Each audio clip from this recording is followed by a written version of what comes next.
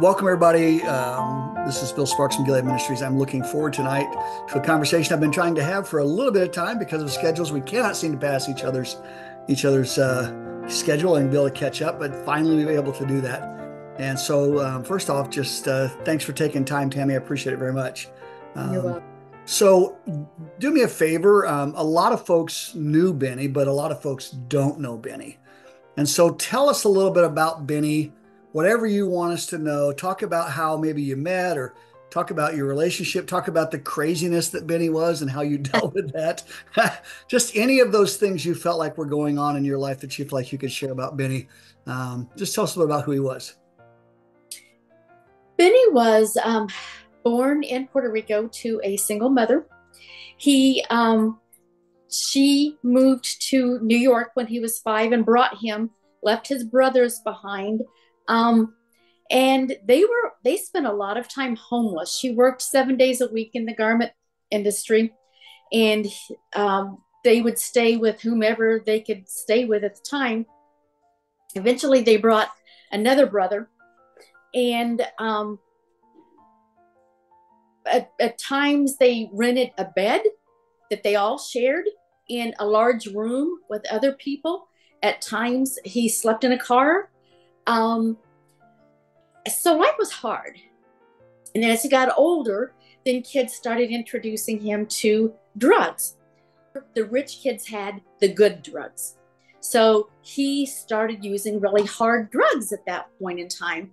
Then they had a run on some of those, and someone taught him how to mainline heroin. He tried to get off of drugs multiple times, and he would go to different programs, and they all kept telling him things that he needed to do, and he just wasn't able to get sober. So he had worked as a butcher. Amazingly, as a drug addict, he had a job. He was also gang involved, and was involved with a lot of gang and street activities. Um, but one day he had left work. It was a Good Friday. He went to go get his methadone. He was trying to kick drugs. And he had been praying and praying for some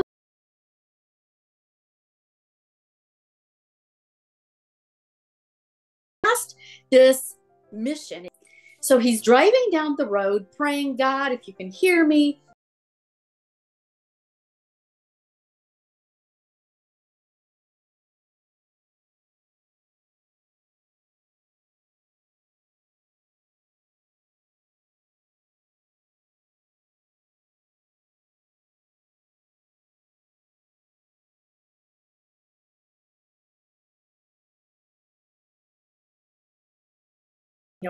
he always describes it, come on in, you fool.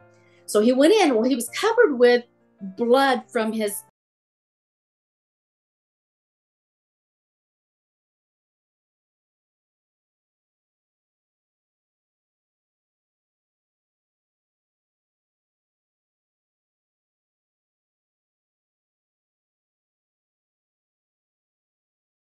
looking for Jesus.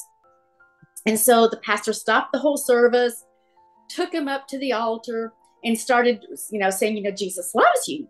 And he said, well, I'm in gangs. I've done drugs for 12 years.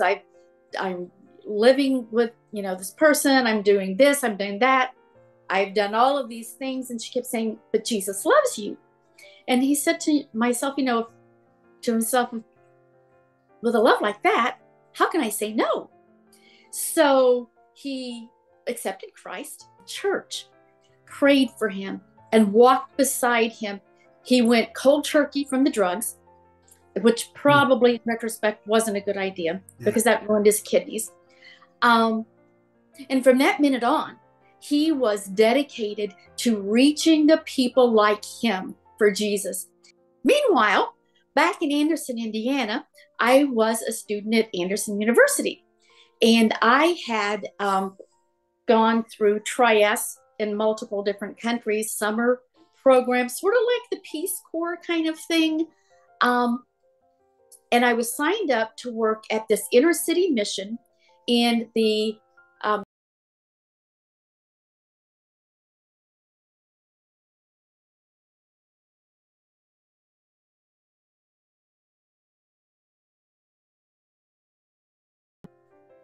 they were going to cancel the trip. I said, I was going to get a little bit of money for it, but I also was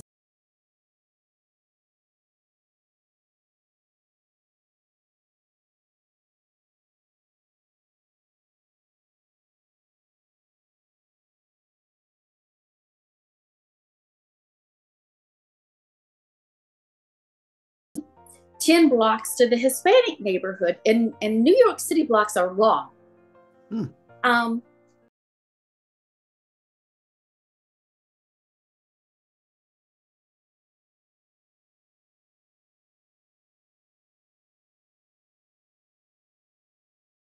Young street hoodlum who had just given his life to the Lord. And when I say he was rough, he was rough. Anyhow, he was assigned to be my bodyguard. Oh. And he bodyguarded me for almost 40 years. Sorry. That's okay. So I came back and finished my last semester of school. And then we got married the following August. And we had a new sheriff.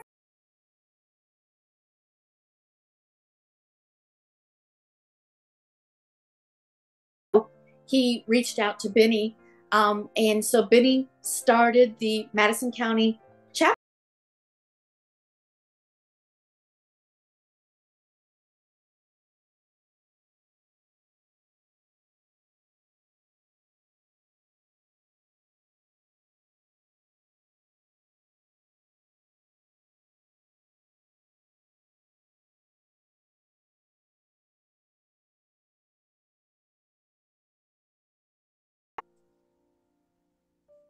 In 2011, he went through his first round of chemo. And I had never heard of the Gilead.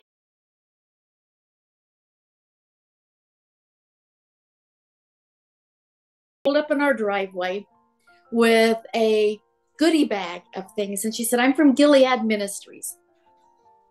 And then, Benny said, oh, that's my buddy Bill. And there was a volunteer who sent him a card almost every week, I think until the day he died. He went through chemo 2011, 2012 and did okay for a while. Then he had another round in 2014. He, again, ever ready bunny, he always bounced back. Then in 2019, he got pneumonia.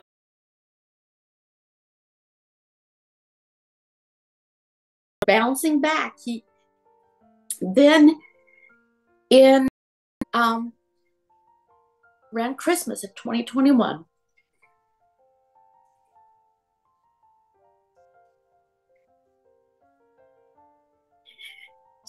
he got sick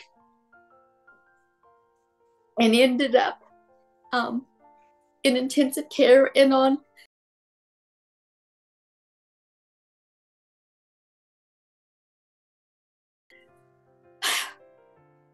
he had asked me, how much longer do you think God's got me here? And I said, well, as long as God has something for you to do, he'll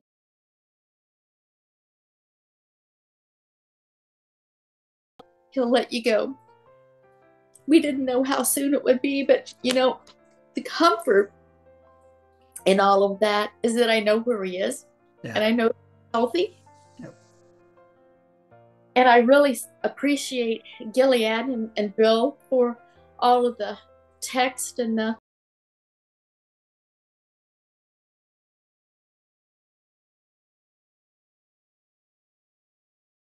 he passed was quiet. How quiet it's been, but the I've heard many people talk about the fog of grief.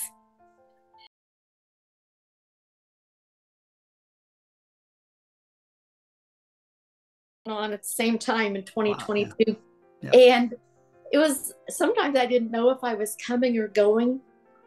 And sometimes you just don't have the energy to pray, but you know that God's got it. And you know that for me, knowing that other people were praying for me, Mhm. and every now and then I would get a text from someone, saying, I'm praying for you, text from you. That really is an encouragement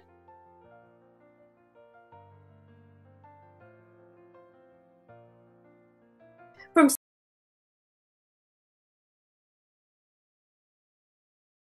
life has been so rich and so expanded. Had it not been for God, I and putting Benny in my life, I never would have been able to experience those.